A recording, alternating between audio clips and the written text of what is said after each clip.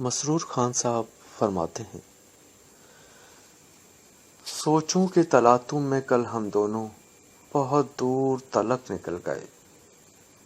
کسی سرد گھنی چھاؤں میں گزاری ہم نے اپنی ساعتیں،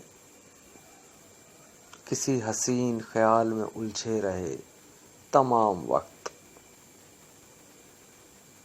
کسی مسحور کن خوشبو کے حصار میں ہم نے گزاری اپنی سحر و شام، اور پھر یوں خیال، سوچ اور خوشبو کے سفر میں بیت گئی ہماری سحر و شب۔ ایسا ہرگز نہ تھا کہ یہ سوچ، خیال اور خوشبو کا حصار کوئی گمان تھا، کوئی سراب تھا، بلکہ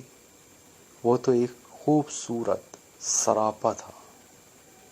ایک مکمل اور پاکیزہ سراپا، جیسے محبت۔